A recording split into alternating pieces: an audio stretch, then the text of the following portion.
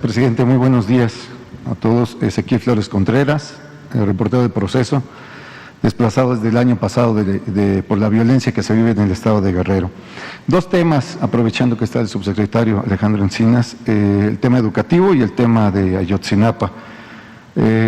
Además de la pandemia de coronavirus, presidente, está la epidemia de la violencia, y en lugares del país como la Sierra de Guerrero, los niños y niñas no tienen la posibilidad de asistir a clases formales desde 2018, y mucho menos acceso a servicios de salud, por la confrontación que mantienen grupos armados para controlar las zonas de producción de enervantes y la franja minera del río Balsas. La semana pasada, niñas y niños de las comunidades indígenas nahuas de Alcozacán y Rincón de Chautla, ambas pertenecientes al municipio de Chilapa y Huehuetenango, en el estado de Guerrero también, enviaron un mensaje en el sentido de que ellos quieren regresar a sus precarias escuelas, pero desde 2019 están sitiados por otro grupo armado que tiene su bastión en el municipio de Quechultenango. Datos del Fondo de las Naciones Unidas para la Infancia, difundidos en mayo de 2019, advirtieron que la violencia y la pobreza en Guerrero lleva a niños y niñas a dejar las aulas para buscar a sus familiares en fosas clandestinas. Otros son reclutados por la delincuencia organizada y algunos más se convierten en policías comunitarios para enfrentar a otros grupos armados. La pregunta en concreto, presidente, ¿cuál es la estrategia para la zona rural del país, como estados como Guerrero y Michoacán, donde persisten actualmente conflictos armados por intereses caciquiles y económicos, los cuales están afectando evidentemente el desarrollo de niñas y niños y no permite que tengan este acceso a la educación y a la salud, en contraste con los niños y niñas que habitan en estas zonas urbanas? Bueno, estamos atendiendo las causas que originan la violencia. Esto es muy importante porque también es una postura distinta a lo que ha prevalecido. Muchos piensan de que se puede resolver el problema con el uso de la fuerza, con medidas coercitivas. Y nosotros desechamos esa posibilidad. Nosotros pensamos que la paz y la tranquilidad son frutos de la justicia, que si se llegó a extremos de violencia fue porque se abandonó al pueblo, y en particular se abandonó a los pobres, y se abandonó también, en especial, a los jóvenes. Entonces, tenemos que atender las causas, y es lo que estamos haciendo en todos lados. Nada más que heredamos a todos estos grupos de la delincuencia organizada. Baste decir que el que era secretario de Seguridad Pública con Felipe Calderón está en la cárcel en Estados Unidos, acusado de complicidad y de asociación delictuosa con grupos de la delincuencia organizada. Eso no lo registran mucho nuestros adversarios, ni los medios, ni Proceso.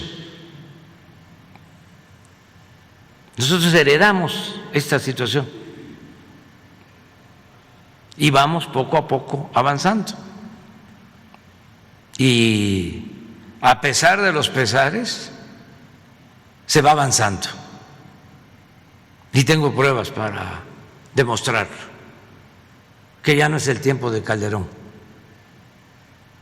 que ya no es el tiempo de Peña Nieto en materia de violencia. En el tiempo de Calderón, pues se desató la guerra y nadie hablaba de que se quería enfrentar la violencia con la violencia, o porque eso fue lo que se aplicó. Y era el mátalos en caliente. Y fue el gobierno de masacres.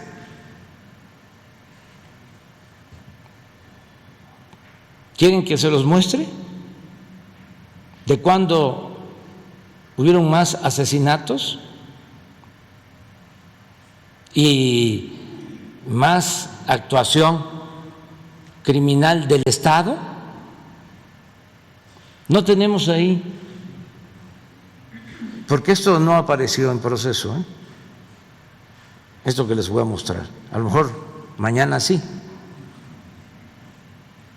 El nivel de letalidad y los enfrentamientos que se daban.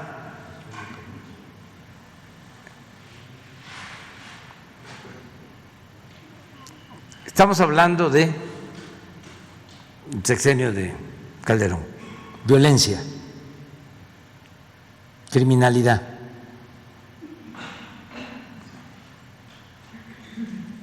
Y muchos de los desaparecidos son de ese entonces. ¿Esta no la puedes hacer grande?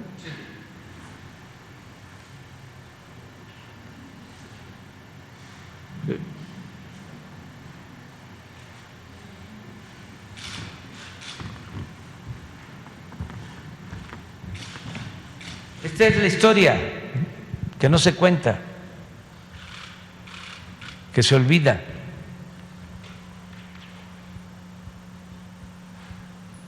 Estas son las agresiones entre autoridades y delincuencia.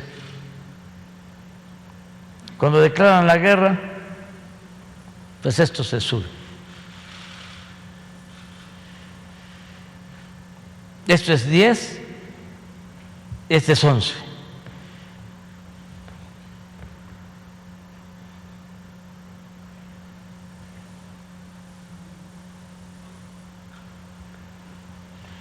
$1,127 agresiones en el 11.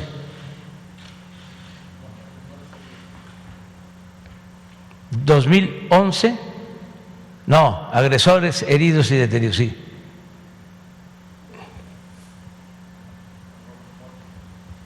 Estos fueron los muertos, ¿no? 1,412 en enfrentamientos.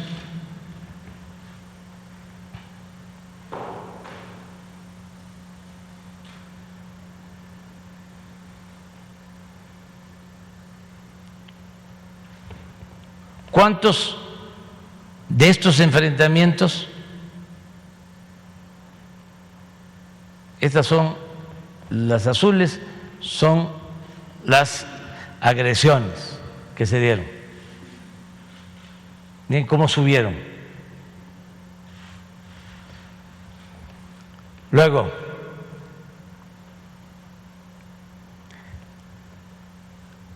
de estos enfrentamientos de azules, ¿cuántos agresores heridos y detenidos?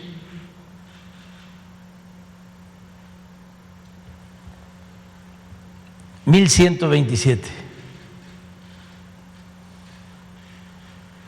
¿Y cuántos muertos? 1,412. Es decir, más muertos que heridos y detenidos.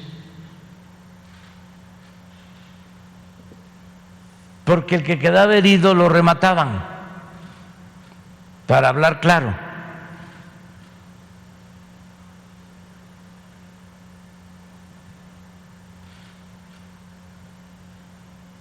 Decían,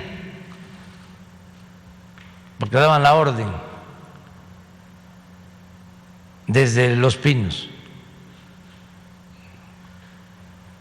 le decían a los militares: ustedes hagan su trabajo y nosotros nos encargamos de los derechos humanos, riéndose.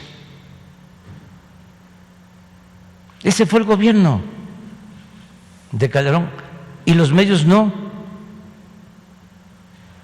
informaron sobre esto.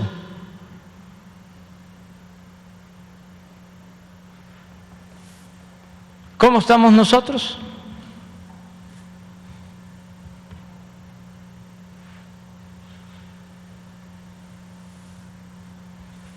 Sí hay diferencia.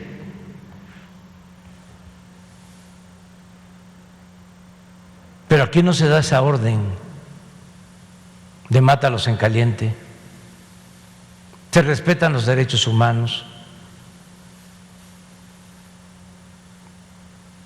¿Queremos regresar a esta barbaridad? Pues algunos sí, aunque vayan a la iglesia, todos los domingos. ¿Les gustaría esto? Pues nosotros no, nunca, jamás.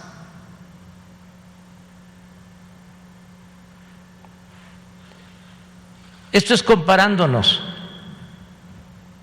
con Calderón, pero vamos a compararnos con Peña Nieto en homicidios.